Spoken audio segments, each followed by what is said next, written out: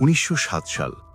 Oklahoma তখন সদ্য আমেরিকার একটি অফিসিয়াল রাজ্য হয়েছে।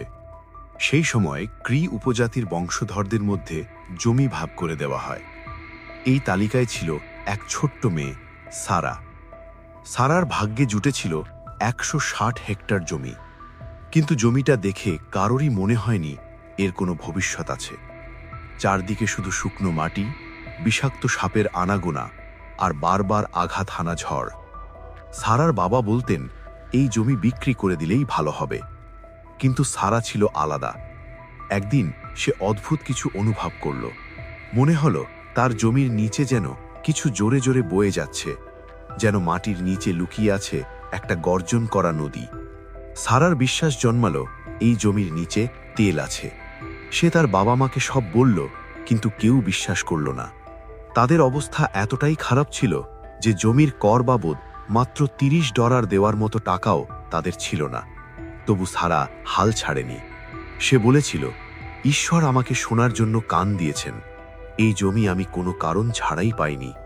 এরপর সারা তার বাবাকে নিয়ে একের পর এক তেল কোম্পানির অফিসে যেতে লাগল।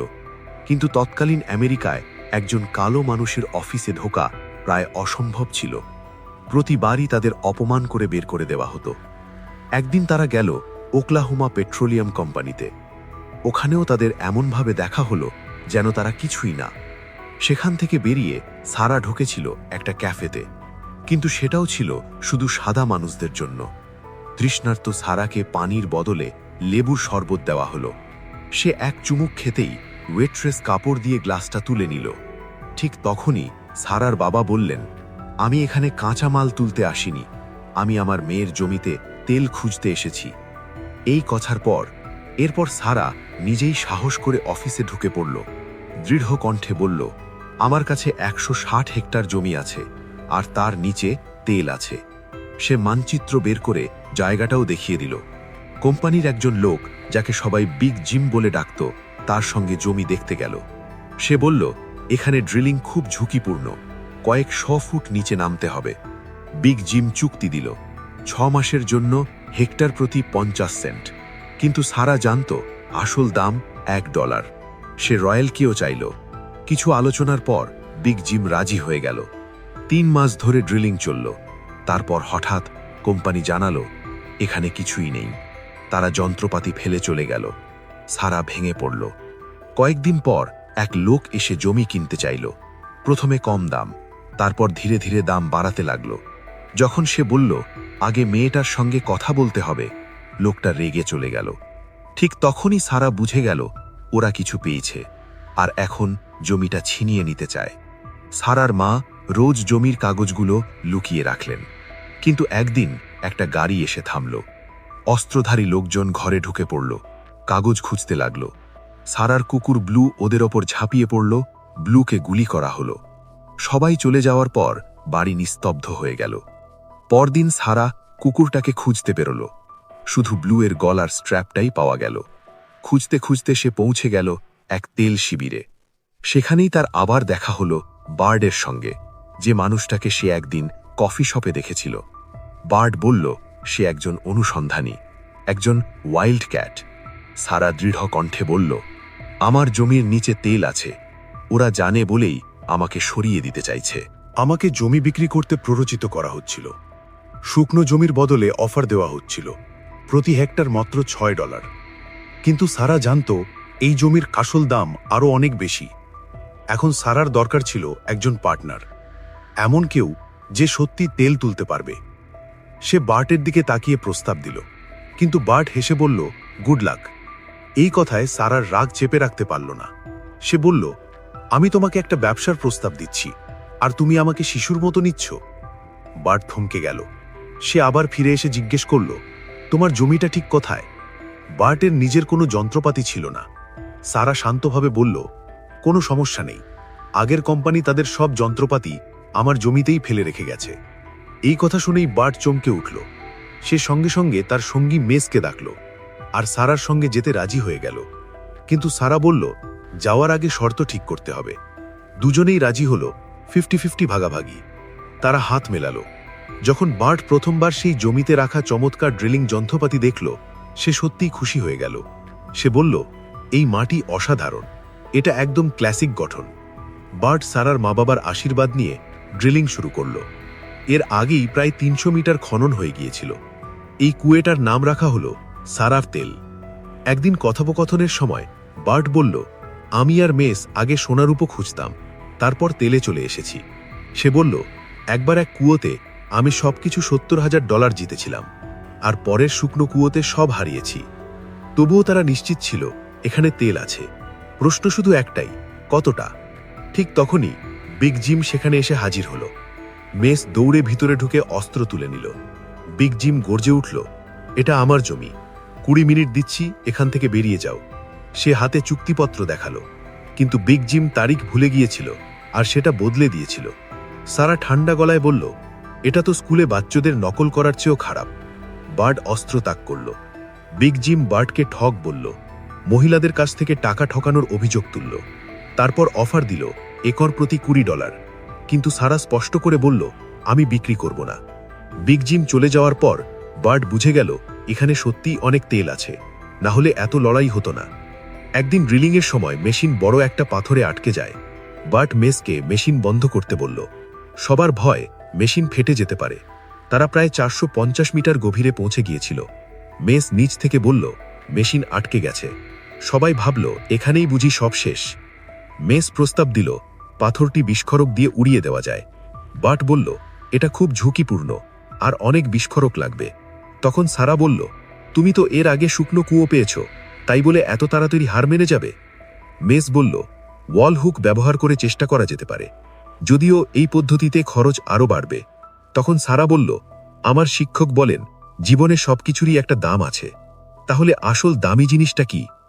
এই কথায় বার্টের মাথায় একটা আইডিয়া এলো। সে সারা আর একটা নমুনা নিয়ে একজন ভূতত্ত্ববিদের কাছে গেল। পরীক্ষার খরচ $10। বার্ট তার পকেটের টাকা গুনে গুনে জোগাড় করল। পরীক্ষায় সময় লাগবে, তাই বার্ট আর সারা বাইরে হাঁটতে বেরোল। হঠাৎ বার্টের দেখা হলো এক মহিলার সঙ্গে। বার্ট দাবি করল সে ওই মহিলার প্রয়াত স্বামীকে চেনে। মহিলাটি একসময় তার নামে ছোট একটা তেল চুক্তি কিনতে চেয়েছিলেন। বার্ট তাকে কথা দিয়ে বিভ্রান্ত করছিল। কিছুক্ষণ পর ভূতত্ত্ববিদ জানালেন তেল আরও অনেক নিচে আছে, আর এতে লবণাক্ত পানির পরিমাণ বেশি।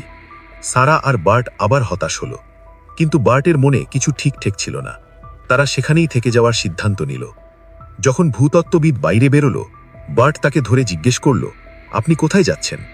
ভূতত্ত্ববিদ বললেন, আমি নমুনাটা পোনোকার কাছে নিয়ে যাচ্ছি, কারণ সে এটা করার জন্য আমাকে টাকা দিয়েছে। এটা শুনে বার্ট বলল, নমুনাটা সঠিক জায়গায় পরীক্ষা করা জরুরি। আমার জানা মতে উপরের পাহাড়ে এক বুড়ো লোক থাকে, সে আসল কাজটা জানে। তার কাছে কোনো বড় ইউনিভার্সিটির ডিগ্রি নেই, কিন্তু লোকটা দাবি করেছিল সে জীবিত যে কোনো ভূবিজ্ঞানীর চেয়েও বেশি জানে। এরপর সে পরীক্ষার জন্য চাইল মাত্র $5। বার্ট আর সারা চুপচাপ বসে রইল পরীক্ষা শেষ হওয়া পর্যন্ত। যখন পরীক্ষা শেষ হলো, ভূবিজ্ঞানীর মুখ ফ্যাকাশে হয়ে গেল। সে বলল, আমি জীবনে আগে কখনো এমন কিছু দেখিনি। এই তেলের ঘনত্ব ভয়ঙ্করভাবে বেশি। মাধ্যাকর্ষণের মান মাপা হল 40 ডিগ্রি। এটা ছিল অবিশ্বাস্যভাবে বিরল। কাঁচা তেল এতটাই বিশুদ্ধ ছিল যে পুরো এলাকায় ওকলাহোমার সবচেয়ে ধনী তেলক্ষেত্র হয়ে উঠতে পারত। সারার কাছে ছিল ট্রেন ভর্তি তেল, কিন্তু কুয়োটা বন্ধ, আর সেটা ঠিক করতে চাই অনেক টাকা।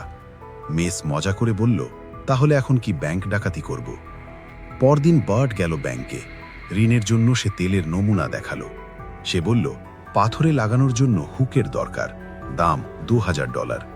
কিন্তু ব্যাংক জানালো জ্যাম হওয়া কুয়োর জন্য তারা ঋণ দেবে না, ঝুঁকি খুব বেশি। ব্যাংক থেকে বেরিয়ে বার্ট কিছু মহিলাকে দেখতে পেল। সে ক্যাফের সামনে দাঁড়িয়ে তাদের সঙ্গে ঠাট্টা করতে লাগলো। একজনের পর একজনকে একই ক্যাফেতে নিয়ে গেল। দূর থেকে সব দেখছিল সারা। সে সরাসরি এগিয়ে গিয়ে বলল, আমি বার্টের বিজনেস পার্টনার। সে মহিলাদের বোঝালো তাদের যন্ত্রপাতি দরকার, আর সেগুলো খুবই দামি। একসময় ওয়েট্রেস একজন বিচারককে ডেকে আনলো। বিচারককে দেখেই বার্ট আর সারা সেখান থেকে চলে গেল। এরপর বার্ট গেল বিস্ফোরক কিনতে। দোকানদার সারাকে দেখে তার দিকে এগিয়ে এলো। বার্ট বলল, এটা আমার জন্য। দোকানদার যখন জাতপাত ভিত্তিক কথা বলতে শুরু করল, বার্ট তাকে মারল। বাড়ি ফিরে তারা শুনল এক ভয়ঙ্কর খবর। মার্শাল জানালো ক্রি উপজাতির কিছু বাচ্চাকে ঘুমের মধ্যে মেরে ফেলা হয়েছে। পুরো বাড়িতে কান্না শুরু হয়ে গেল। ওই বাচ্চারা ছিল সারার সহপাঠী। রোজ ভয়ে কাঁপছিল। সে বটকে বলল, আমার মেয়ে আমার জমির লবণ, আমার আকাশের সূর্য, ওর কিছু হওয়া চলবে না। পরদিন মেস বটকে জিজ্ঞেস করল, তুমি ওই বিধবার টাকার বিনিময়ে কি দিলে? বট বলল, আমাদের টাকার দরকার ছিল, আমি ব্যবস্থা করেছি, এখন কাজ শুরু করো। ইঞ্জিন আবার চালু হলো। সবাই খুশি, কিন্তু সমস্যার শেষ হলো না। মেশিন আবার আটকে গেল। ঠিক তখনই অনেক গাড়ি তাদের দিকে আসতে দেখা গেল। পুনুকির আইনজীবী এসে সারাকে কিছু কাগজ দিল। এটা ছিল মামলা। পুনুকির দাবি, সব মেশিন ফেরত চাই আর পুরো তেলের মালিকানা।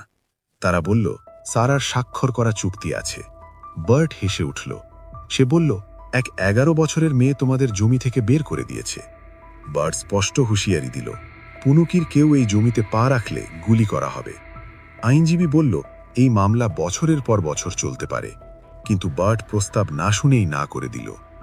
এরপর বার্ট বিগ জিমের গাড়িতে বসালো। বিগ জিম বলল, এত বড় সম্পদের সাথে এই ছোট্ট মেয়েটা কি করবে? আদালতও চিন্তিত। সে বলল, রাজ্য পুরোপুরি সাদা প্রতিনিধিদের হাতে। বার্টের কাজ হবে সারার প্রতিনিধি হওয়া, তারপর জমি পুনুকির কাছে বিক্রি করা। বার্ট কিছুক্ষণ চুপ করে থাকল। তারপর বলল, আমি চাই 15 পয়েন্ট। বিগ জিম বলল, সাধারণত লাইসেন্স ফি 12.5। বার্ট উত্তর দিল, এই মেয়েটার বিরুদ্ধে যেতে হলে আমার পুরো লাভ চাই। বিগ জিম রাজি হয়ে গেল। এরপর বার্ট গেল সারার কাছে। পুরো পরিবারকে বলল, বাড়ি ছাড়ো। সে বলল, আমি প্রতিদিন ভয়ে কাঁপতাম, শুধু তোমার নিরাপত্তার কথা ভাবতাম। মেস এই ডিলের কথা শুনে বলল, আমি সারার সঙ্গে বিশ্বাসঘাতকতা করতে পারবো না। সে বলল, এই দুনিয়ায় তারা কখনো এক রঙিন মেয়েকে এত বড় দায়িত্ব দেয় না। যখন সারার পরিবার বাড়ি ফিরল, তাদের কুকুর ব্লু ফিরে এসেছে। সে বেঁচে ছিল। সবাই আনন্দে ভেঙে পড়ল। সেই সন্ধ্যায় রোজ সারাকে জিজ্ঞেস করল, ব্লুকে ফিরে পেতে তুমি কি দিতে? সারা বলল, সব কিছু। রোজ বলল, এখনো কি তাই ভাবো? রোজ বুঝে গেল এটা একটা সংকেত। পরদিন বার্ট এলো সম্মতির কাগজ সই করাতে। সারা কাগজটা দেখে বলল, এর মানে তুমি আমার জীবনের মালিক, তুমি হয়ে যাবে। বার্ড শান্ত গলায় বলল, আমাকে শুধু তোমার বিশ্বাসটা দরকার।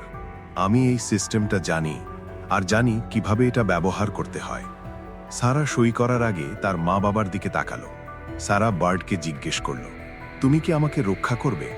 বার্ড মাথা নাড়ল, হ্যাঁ। সারা কাগজে সই করে দিল। সবকিছু এখন পরীক্ষাধীন। এটা প্রমাণ করার জন্য মামলা হবে। সারা আগের মতোই বার্ডের সঙ্গে হাত মেলালো। বার্ড চলে গেল, কিন্তু সে বার্ডকে বিশ্বাস করতে পারছিল না। সে সারা জীবন ধন সম্পদের পিছনে ছুটেছে। এমন মানুষকে বিশ্বাস করা কি ঠিক? জোর মনে হলো না সে সত্যিই বার্ডকে বিশ্বাস করতে পারছে। রোজ শান্ত গলায় বললেন, আমি রান্নাঘরের টেবিলের উপর দাঁড়িয়ে কসম খাব না। আমরা কাউকে পড়তে পারি না, কিন্তু কাল আমরা মাথা উঁচু করে আদালতে যাব। এর মানে ছিল সারাকে বিচারকের সামনে নিজেই কথা বলতে হবে। রোজ বললেন, ভগবান তোমাকে সঠিক শব্দ দিন। আদালতের বাইরে অসংখ্য কালো মানুষ জমায়েত হয়েছিল। তারা দাঁড়িয়েছিল সেই আইনগুলোর বিরুদ্ধে যেগুলো তেল সমৃদ্ধ জমি বিশ্বাসী মানুষদের কাছ থেকে ছিনিয়ে নিত। এখন সবাই জানত সারার জমির নিচে তেল আছে। সারা আদালতে হাজির হল। একজন মহিলা, মিস ব্যারেট, সারার পক্ষে কথা বলতে চাইলেন, কিন্তু বিচারক তাকে থামিয়ে দিলেন। বিচারক বললেন, তিনি সব কথা সরাসরি সারার কাছ থেকেই শুনতে চান।